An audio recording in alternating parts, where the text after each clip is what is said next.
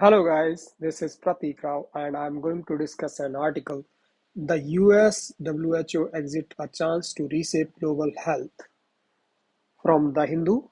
This article is from 5th of Feb newspaper, but it's very important for UPSC exam. 20 जनवरी को Trump साहब ने एक executive order pass किया कि हम डब्ल्यूएचओ की मेंबरशिप से बाहर हो रहे हैं। बड़ा क्वेश्चन ये है कि एक कंट्री का बाहर जाना इतना बड़ा कंसर्न क्यों है। कुछ फंडामेंटल क्वेश्चंस हैं।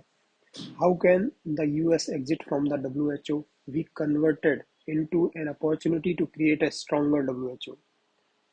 Why is there a need for an increasing greater role of countries in Asia and Africa in global health? Now come to impact of US exit from WHO.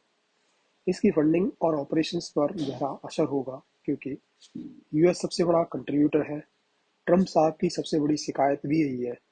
WHO में दो तरह का contribution होता है, assessed contribution और voluntary contribution. Assessed contribution ये एक fix amount है जो सभी मेंबर्स देशों को देना होता है, पर यह इक्वल नहीं है। यूएस के लिए सबसे ज़्यादा है। ये इंश्योर करता है कि day to day functioning like salary और जो भी स्टाफ का खर्चा होता है ना, वो सारा जो है असेस्ड फंड से खर्च होता है। ठीक है, ये जो है कंट्रीज को मैंडेटरी है, ये इन पर देना ही देना होता है।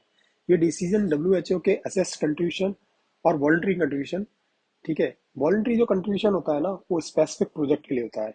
ये वॉलंटरी कंट्रीब्यूशन कंट्रीज के साथ साथ प्राइवेट एंटिटीज तथा ऑर्गेनाइजेशन से आता है। ठीक है, लाइक कोई प्राइवेट ऑर्गेनाइजेशन है या दूसरे ऑर्गेनाइजेशन होते हैं, वो भी देते हैं। यूएस के एग्जिट के बाद ये कंट्रीब्यूशन यूएस के साथ साथ उसके अलाइंड डोनर से भी कम हो जाएगा, क्योंकि बहुत सारे ऐसे ऑर्गेनाइजेशन हैं जो क्या नाम है यूएस के इशारे पर ही चलते हैं। ठीक है, तो आगे आर्टिकल बात करता है रिफॉर्म्स की। कुछ क्रिटिक्स का मानना है कि डब्ल्यूएचओ को स्ट्रक्चरल रिफॉर्म की आवश्यकता है। आर्टिकल का सजेशन है कि डब्ल्यूएचओ को अपने हेडक्वार्टर को रीलोकेट करके ऐसी जगह पर ले जाना चाहिए जिनको अटेंशन ज्यादा चाहिए, जैसे कि एशिया और अफ्रीका। ठीक है, अभी आप लोग कमेंट करेंगे, मुझे बताएंगे कि डब्ल्यूएचओ के हेडक्वार्टर्स कहाँ पर है। ठीक है, ऑपरेशनल कॉस्ट को कट शॉर्ट करना भी होगा। ये कुछ सजेशंस हैं रिफॉर्म के लिए। इसके बाद रोल ऑफ ग्लोबल साउथ। ठीक है, आगे जो है आर्टिकल इस बात पे जोर देता है कि भाई ग्लोबल साउथ को अपना रोल बढ़ाना चाहिए।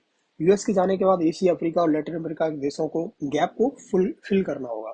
भाई जो फंडिंग से गैप कम हुआ है या जो उसकी अलग पावर्स में कम हुआ है उसको हम फिल कर सकते हैं। इसके साथ ही उनको ट्रेनिंग करना कराना चाहिए हेल्थ एक्सपर्ट का, और हेल्थ इंस्टीट्यूशन को स्ट्रेंथन करना होगा। ठीक है, a shift in global health leadership. ठीक है, ऐतिहासिक तौर पर अमीर देश ग्लोबल हेल्थ पॉलिसीज डिसाइड करते थे। ठीक है, एडिटोरियल आर्ग्यू करता है कि मोर बैलेंस्ड ग्लोबल हेल्थ सिस्टम की जरूरत है जहां मिडिल इनकम कंट्रीज ज्यादा रिस्पॉन्सिबिलिटी ले सकते हैं।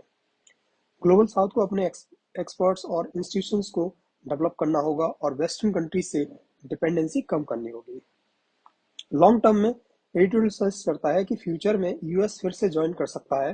तब तक करंट सिचुएशन एक अपॉर्चुनिटी है जो कि डेवलपिंग कंट्री को ग्रैब करनी चाहिए। ग्लोबल हेल्थ गवर्नेंस को रीसेप करना इस टाइम पे बहुत ही सही होगा। ठीक है, तो ये आर्टिकल था। आप लोगों के लिए मैंने क्वेश्चन ये स्लाइड में डाले हुए हैं, और ये आप टेलीग्राम ग्रुप है स्टडी फॉर प्रोग्रेस, वहाँ पर मैंने आंसर राइटिंग का जो ग्रुप है उसका लिंक दिया हुआ है, तो आप वहाँ से जाके ज्वाइन करें और अपना आंसर अपलोड करें। ठीक है, आपको विद इन आवर आपको रिस्पॉन्स मिल जाएगा। ठीक है,